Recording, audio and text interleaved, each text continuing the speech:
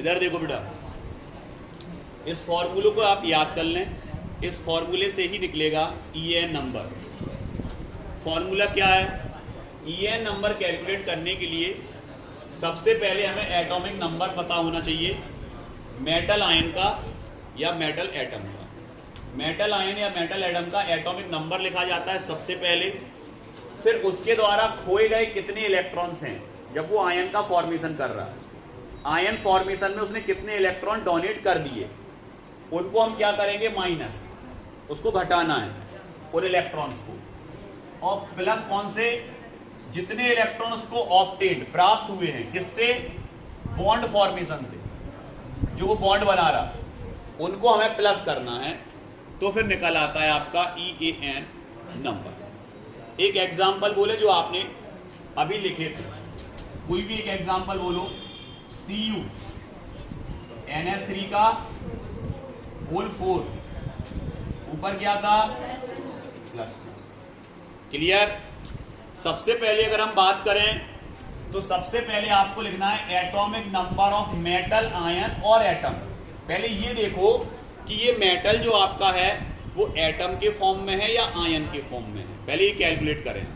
तो अगर हम इस पर सबसे पहले ऑक्सीडेशन नंबर निकालेंगे तो ये पता चल जाएगा कि इस पर कोई ऑक्सीडेशन नंबर इसका 0 तो नहीं आ रहा। अगर इसका ऑक्सीडेशन नंबर 0 आ रहा मतलब इस पर कोई चार्ज नहीं है, और अगर इस पर कोई चार्ज आ रहा तो उतने हम इसके मेटल एटम को एटॉमिक नंबर लिखना है। उसके बाद लॉस इलेक्ट्रॉन, वो लॉस इलेक्ट्रॉन निकालना है कितने इसने दिए।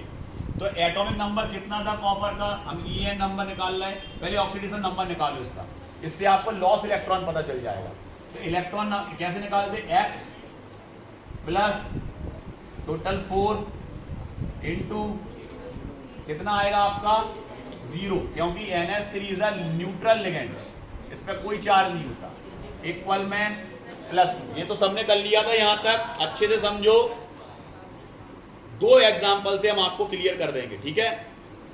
X प्लस मल्टीप्लाई होगा 0 का 0 इक्वल +2, मतलब हम लिख सकते हैं सर S इक्वल +2। हमें ये पता चल गया सर कि न्यूट्रल लिगेंड था NH3 और कॉपर पे जो चार्ज आया वो +2 आया। कितना आया?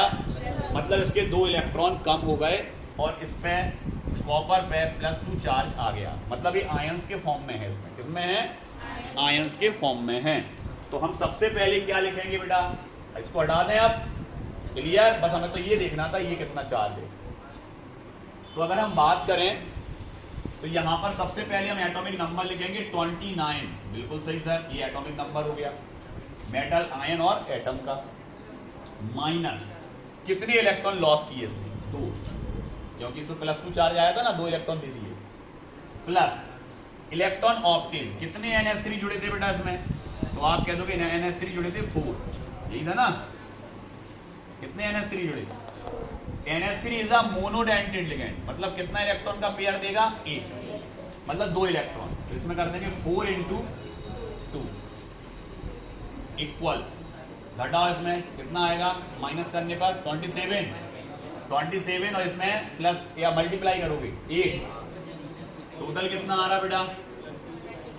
35। क्लियर? ये क्या निकाल लिया हमने? क्या?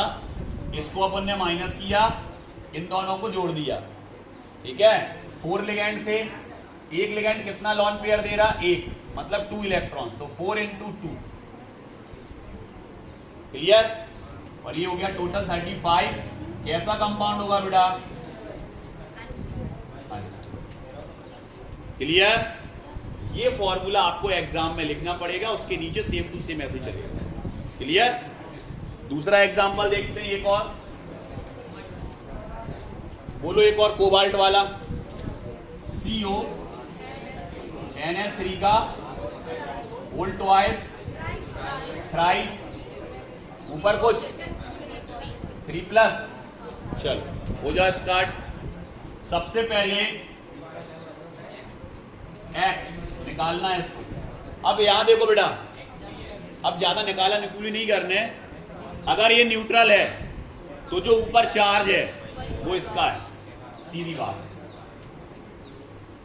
क्लियर? हमें पता चल गया सर कोबाल्ट पे 3 पॉजिटिव है, 3 इलेक्ट्रॉन देगा ये।